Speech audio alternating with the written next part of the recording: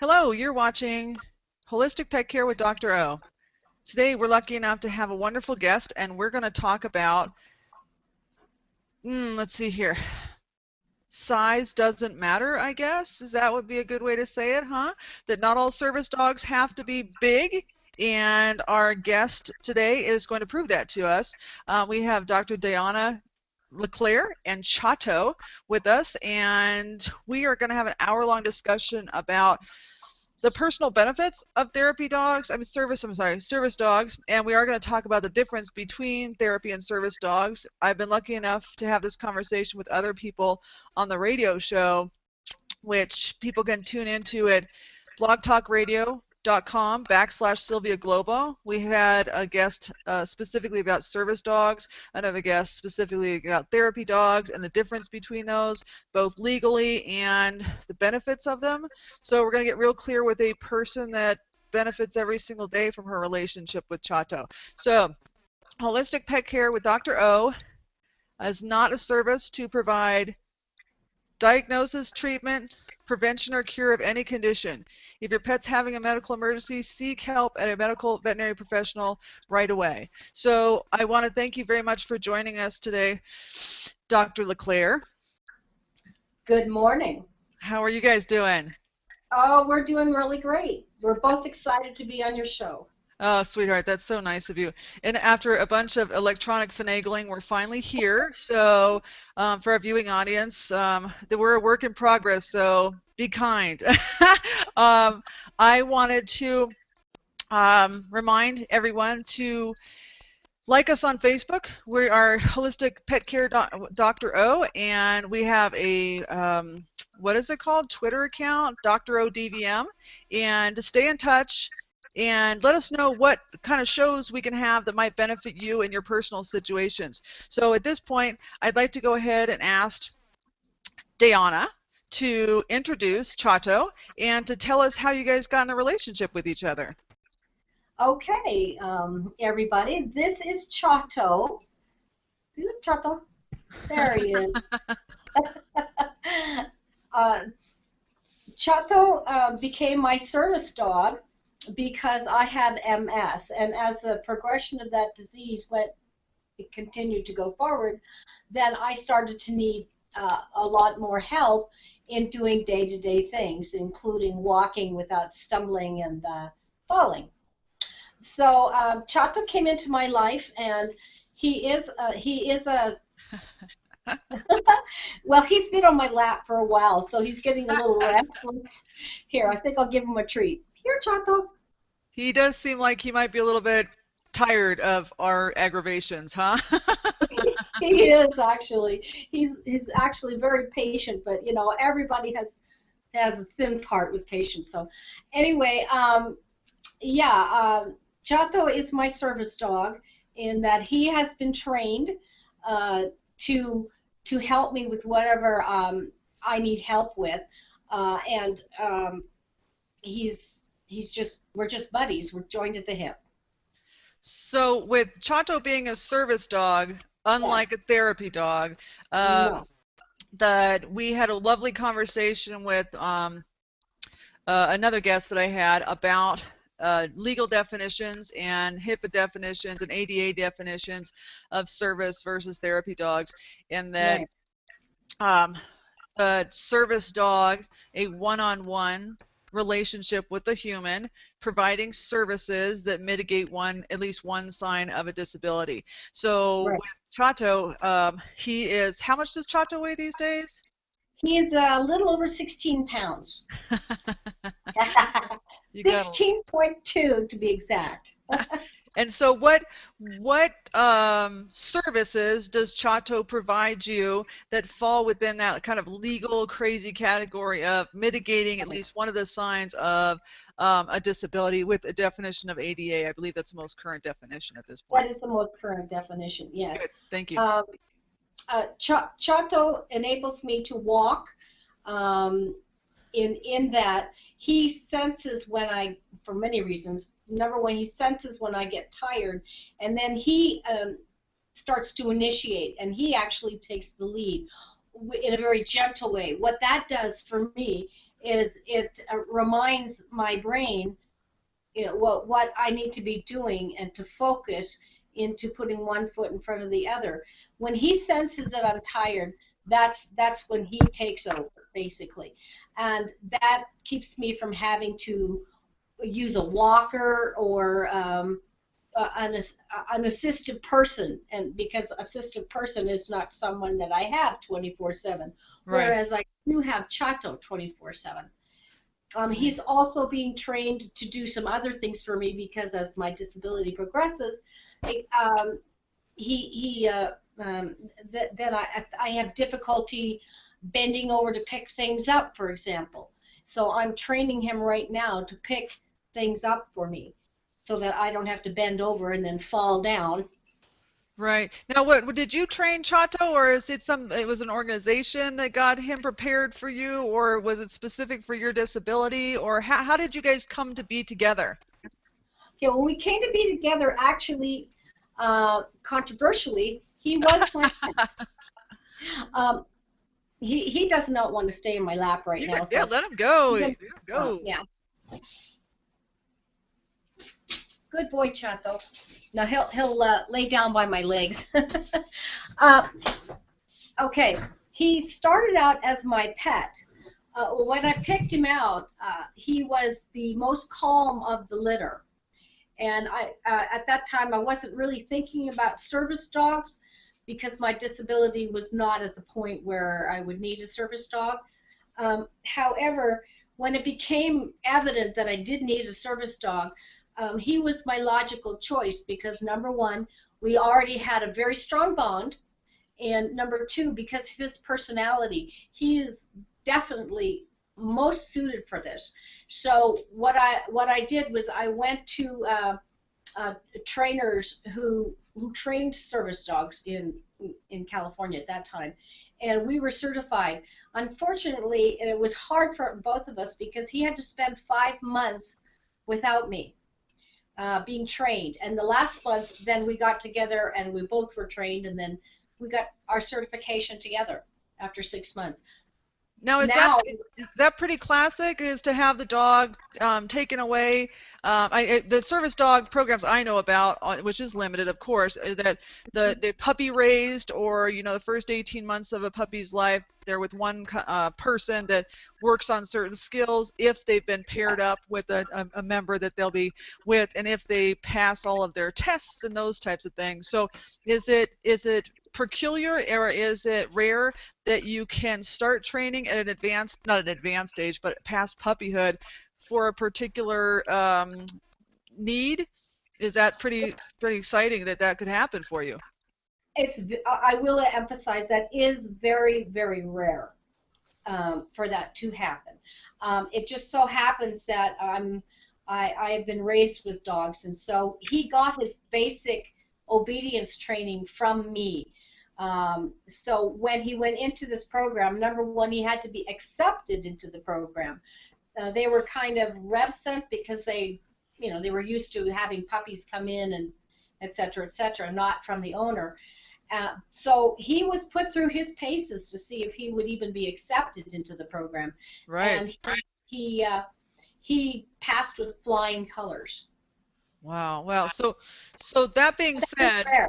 yeah, I mean, it really sounds quite rare, and that so it got to be so special and quite intelligent. But I also think that there's a piece of him that was in tune with you and your needs because you guys lived together and you guys had a really close, intimate relationship. And that I believe dogs are exquisitely smart, and that they're so much more in tune and than we give them credit for. So I think, is it possible that I that agree. played a role in his ability to do what he did for you? Absolutely, absolutely did. His breed is well, he's actually a crossbreed, but both of those breeds are extremely intelligent, and we just bonded right from the moment that I set eyes on him. Right on. So that being said, you have Chato in your life, and Chato, you get diagnosed, or you find that you have a disability, or your disability progresses to the point where you need some assistance. So you're able to use Chato, your friend, as your assistant by sending him off to training, and you guys were Yeah. separated for quite some time. I bet that was very Yeah. difficult for you. Very difficult, but it was so worth it. Yeah. So worth it. So And we let's knew he was with good people, so. yeah. Well, let's use that as a segue to talk about. We've talked about it on other shows on Sylvia Global Media Network, but now that we're live with somebody that lives it every single day on the receiving end, let's talk about that. Um, there are steps that you have to go through, CHATO had to go through, in order to deserve the title of service dog. And the Yes. things that CHATO does every single day are intimate. They are in service to you as one individual. So it's that connection, the one-to-one connection in service to the human. And so um, there are, we know about our therapy dogs that are more for bringing joy to multiple people's lives through many, many wonderful programs, but it's Yeah. different. It is. Versus people-oriented versus dog-oriented versus having fun versus being in service. And you and I had a long talk the other day about how service dogs are working the same way our police dogs are working, the same way our military dogs are working every single minute of the day, and that needs to be understood and respected by the general public, and in a very positive way, because it's kind of confusing, especially when it is possible for folks to get that beautiful red coat, to get that badge, to get that certificate through means that aren't necessarily work, demanding and such. So let's try to bring that to the fore a little bit and try to bring the respect and the honor and the humility that's required to a dog such as CHATO doing this amazing work, and Yeah. that um, let's try and clear up a couple of discrepancies just for lack of knowing in a very positive way, because I think that these dogs, amongst every other dog of course, but dogs that are in service require the utmost respect as far as I'm concerned, and I think that sometimes we treat them as fuzzies with a cute red coat on, and you and I had conversation the other day about coming up and petting CHATO or coming up and saying, oh, look how cute he is this somewhat the same as walking up to a bomb dog or walking up to a two-legged service member and saying, oh, look how cute you are, and trying to pet them. It doesn't track, but people just don't know. So let's try and help them in a very positive way. So it's all you. Well, yeah, you're right. People do that on a daily basis, and it's all because they don't understand um, what service dogs do, and especially you saw Chato, you saw how cute he was, and then everybody's immediate response is, "Let me talk to the dog in baby talk." Yeah, yeah. Don't do that. Please don't do that. Distracting Chato from his work with me, it puts me in a very precarious situation. Mhm. Um, he helps me with my balance and walking, and when he's distracted, then I can fall. He's not alert to me. Right, right, right, And right. and he must be alert 100% of the time to me, um, and it's just that way. So don't talk to them. Please don't talk to them. I wish I had a big badge that would say, "Please don't distract my dog." Yeah. But it's human nature, because most people are so loving and they see this beautiful little dog who's just cute as a button, and they want to talk to him, they want to pet him, they want to do this, they want to do that, and sometimes I have to politely but firmly ask them not to do that. Yeah, so it's all in good nature, with regard to look at Nope. the cute dog and look at your guys' relationship, but I'm not sure how just doing things like you're doing right now is so important. These dogs they're on the job, and it is as hard as it is, like for me it would be impossible, I think, at this point, but to just say I need this dog to be working right now. I mean, I need this dog, so please don't distract. Now, he wears a red coat, I believe. Does it say Yes. service dog, I believe it does. But then does it say do not touch or I'm working? I've seen those on some dogs where it says I'm working now or I'm in training, do not touch or don't pet me, I'm in training or something cute like that. Does he have something like that that tells people to kindly step away? No, unfortunately, he'd have to have a bigger body for to Oh, put oh yeah. patches on him. So the only thing that I can ask people, because there's more, the public is more used to the big service dogs, the ones like the seeing eye dogs and the dogs for the deaf. I mean, they wouldn't dare even try to approach a seeing eye dog or a dog for the deaf because they know what their function is. Right. When you get the smaller service dogs, um, the public doesn't really realize what their service is, and unfortunately there's a lot of people that abuse that privilege, and so the general public is very confused, you know, and some of them are resentful. Yeah, yeah. So let's talk about that for a minute. And it's, like we said, we know it's very personal for you, and for me, it unfortunately just irritates me a lot because, as I said, I have the utmost respect for all these things these guys do, and also, They work very hard. Chato works yes, extremely hard. yes, yes. So from the heart, tell me what it is you've seen, and tell me what the indiscretions in this credential or lack thereof in your experience has been, and let's just talk about how we might be able to recognize that and or maybe not become involved, because it's just so important to minimize the importance of what your relationship is and what Chato and every service dog, be it military or not, does for us. And so let's just talk about that, because that disrespecting your Chato and every other service dog, it to be frank with you, it irritates me. So let's just talk about Okay, well, I have a couple of anecdotal stories. it. Just be nice, be gentle. Okay, well, of course, I mean, like I say, most people come from a good heart. Yes, So, yes, they do. and there are always the few in the bottom of the barrel who are not, but most of them are. Okay. One story I have is of a woman who walked by. I was in a restaurant dining with friends and Chato, and and a woman walked by the table and just noticed that he was there, and so she was coo-cooing all over him and stuff, and I was just thinking, oh no, oh no, oh no. And then she said something to me like, and you can get on a plane with him, right? And I said, well, yes, he's a service dog. She said, oh, well, how can I get that for my dog, because I want to take him on the plane whenever I want to fly. And I was thinking, oh my gosh, and I let it go. I met her 2 days later on the street with a group of her friends. And she said the very same thing to me, and I was thinking during that time, what could I have said to this lady, because it was obvious she wasn't getting it. And and she repeated exactly what she told me in the restaurant.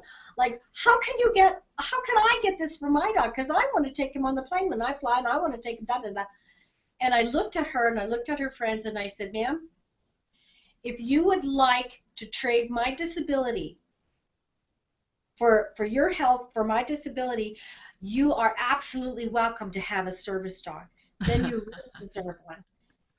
I, And all when you friends looked like, oh, they got it, but she never did. So, lost cause. What can I say? Well, I think that was brilliant, and it was so quick-witted, and it was so powerful what you said. And to be honest with you, it kind of feels like a little bit of slap, like a little slap in the face, or a little bit of like, wake up, please, please, just wake up, because what you're saying to me and what it is that I just said back to you, it should stop you in your tracks. Really stop you in your tracks. So I think that was extremely quick-witted of you and so kind. It's kind of gentle, but also, what? Wake up, please, please wake up.